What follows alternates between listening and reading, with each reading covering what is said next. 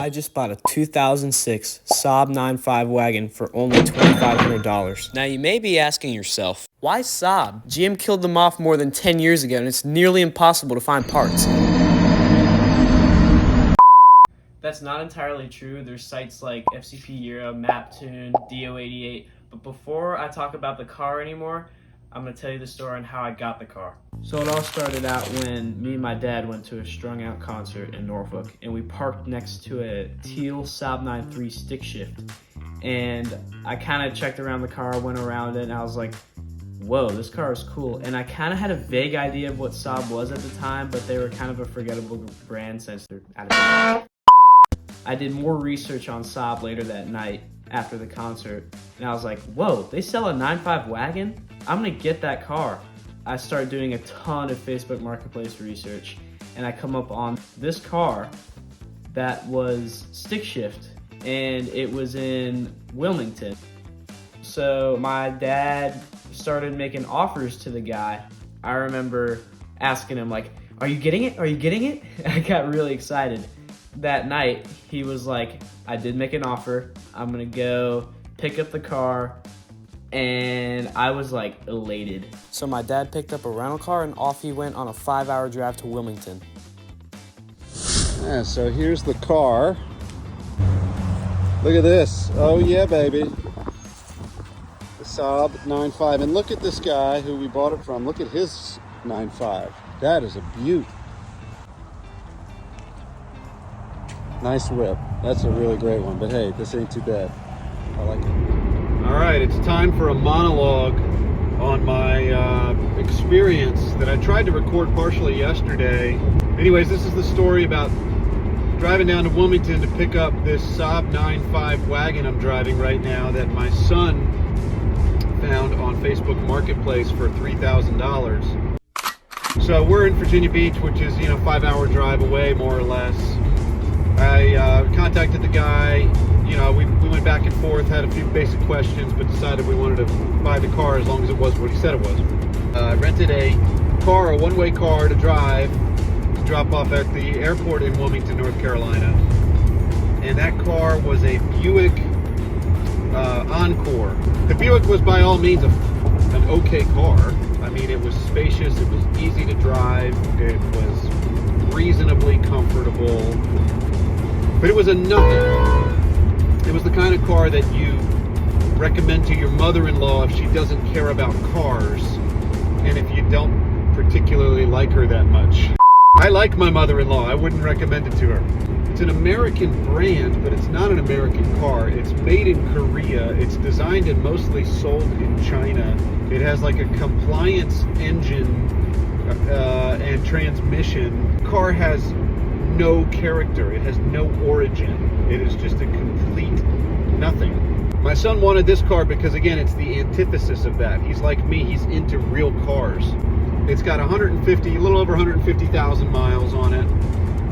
The guy who I bought it from is a Saab enthusiast. They had 2 other Saabs in their driveway, both in great condition. But this was one of the last real Saabs per se. It does have some GM influence, but not bad GM influence. It's got a GM stereo headset.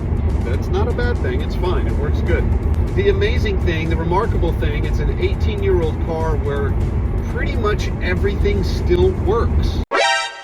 There's no check engine light on.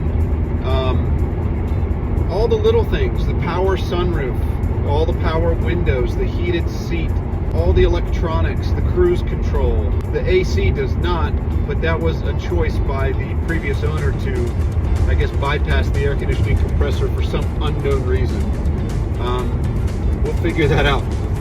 Either way, this is a stick shift Saab station wagon from almost 20 years ago that I wish they still made cars like this. Maybe they do in small increments somewhere. It's a cool car, super unique, puts a smile on my face. And my son gets it. That's why he's doing this too. That's cool. I like that.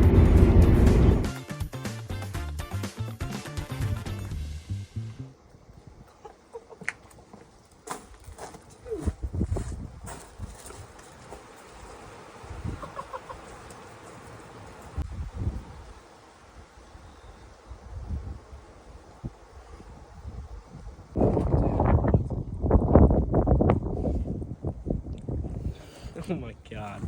I can't believe this. It's a little scratch here, that's all. Oh yeah, you know, it's an 18-year-old car. So while I was stoked, having an 18-year-old car doesn't come without some problems. So let's see, the cup holder. He says we gotta smack it. There we go. Oh yeah. Perfect. Yeah, this statement Everything works. wasn't entirely true. Now, what's wrong with it? Of course, it's an 18-year-old car with 150,000 miles from a dead brand. The steering, there's a definite play in the steering on the center point. That's not natural. So we'll see if that's something that can be tightened up or fixed. I'm hoping that's more of a suspension thing than it is like a steering rack issue. If it can't be fixed, you can live with it. You just get used to it. If you really gun it into the turbo range, it will misfire.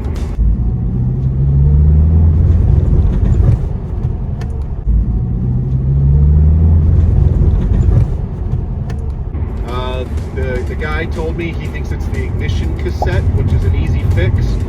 But in normal drivability, you never see that if you're just normally driving the vehicle.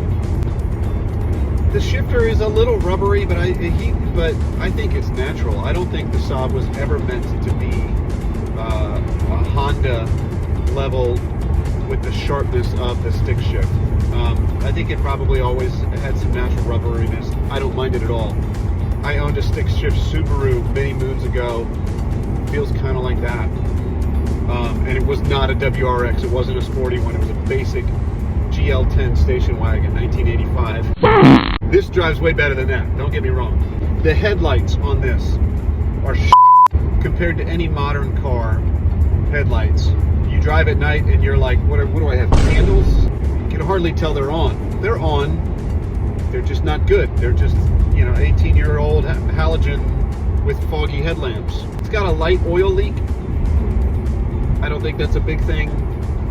The previous owner replaced the oil pressure sensor, I think. He said that was a previous source of an oil leak. That seems to be resolved. This one doesn't seem to be coming from there. He thinks it's an oil pan gasket. We'll figure that out later. Or we won't. We'll live with it. In case you're wondering about the headliner being ripped out, the original owner replaced the trunk struts, and while doing so, he had to take the headliner out. And while he was trying to install the headliner back in, he couldn't get this back part back in. So he got really mad and just cut it out.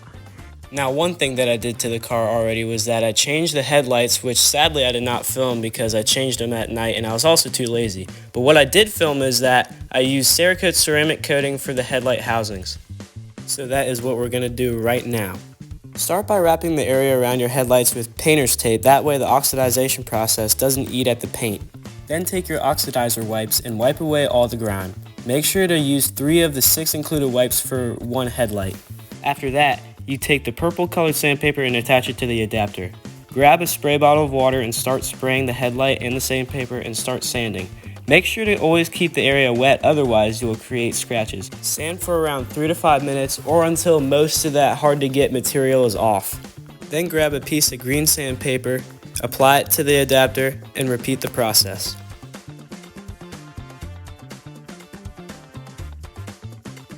Now for the most satisfying part. Grab the ceramic coat wipe and start from the top of the headlight and wipe in a linear motion. As you make your way down the headlight, make sure on your next pass to put half of the wipe over the area that you last wiped. When you finish, it's a good idea to do a quick once-over around the edges. Well, I got the ceramic coat on. They look pretty great. Now I gotta wait for at least an hour for them to dry. Then we'll pull the tape off and we'll be done. Much later.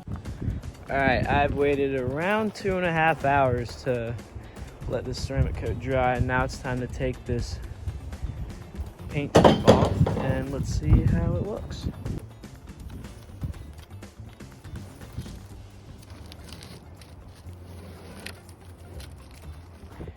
There it is. They look really good. It's not everything I hoped and dreamed it would be, but it's not too far off. I think it looks pretty good. We also did this to my buddy's Volvo, and it really, really helped out. Let's get to driving this thing. The last time I drove a manual was back in 2022 with an Alfa Romeo Mito. I was 12.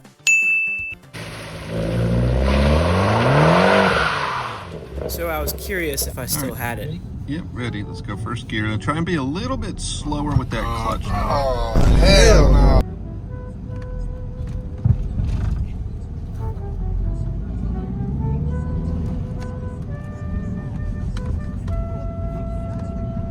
Go and let off the clutch. All right, you let off the clutch a little too fast, but that's okay.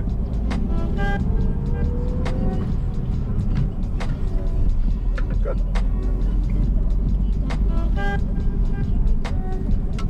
At the time that video was taken, that was around mid-December, and as this video is being edited, it's mid-March right now, and here's a recent clip of me driving the car, and you can tell I'm a lot more easier with that clutch and a lot more confident.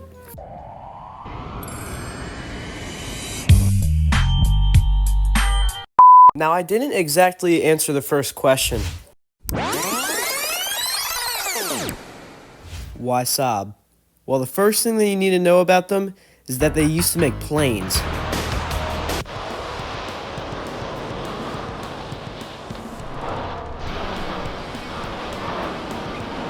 They've always been a quirky and charming Swedish brand that has always brought something new to the table. It's not your normal car brand, and that's what I like about my car. It's not normal. Thank you all so much for watching. This video has taken me like 4 months to make because I've been editing all the footage on my phone. And videos of me fixing the car and doing everything to get it better will come out soon. That'll be when I get enough money and time to do it. But yeah, some other cars will be included, such as my dad's Caballero. This was fun to make. It took me a while for sure. Anyways, thanks for watching. I hope I catch you in the next video of me trying to do some things to the car to fix it. I put a lot of effort into this video, so a like and a subscribe would be greatly appreciated, and I'll see you in the next one.